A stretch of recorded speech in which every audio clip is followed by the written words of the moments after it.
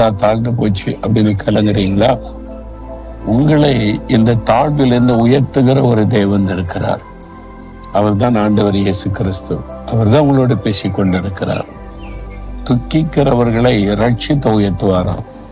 ஏதோ ஒரு துக்கம் இருக்கு உங்களுக்கு உள்ளத்துல, வெளியே சொல்ல முடியல, உள்ளத்துக்குள்ள அந்த துக்கம் இருக்கிறாரு. இன்னைக்கு என்ன துக்கம் உங்களுக்கு? கடன் பிரச்சனையா? பிள்ளைகளை குறித்த துக்கமா? கணவரை குறித்த துக்கமா? நஷ்டம், இழப்பு, தோல்வி, ஏமாற்றம், ஏதோ ஒரு காரியத்தை குறித்த துக்கம். யாரோ ஒரு தரால உண்டான பாதிப்பு, காயங்கள், அதனால உண்டான துக்கம். துக்கத்தினால மன சோர்ந்து போய் இருக்கிறீங்களா? உங்களோட தான் ஆண்டவர் பேசுகிறான்.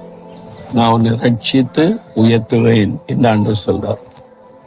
அந்த துக்கத்திலிருந்து ரட்சிக்கிறவர், உங்களுடைய உள்ளத்தில் இருக்கிற காயத்தை மாற்றி உயர்த்துகிற தெய்வம்.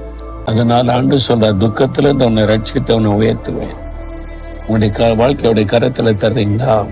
துக்கம் நிறைந்த வாழ்க்கை, தோல்வி அடைந்த வாழ்க்கை, ஏமாற்றம் அடைந்த வாழ்க்கையோடைய கரத்துல கொடுங்க.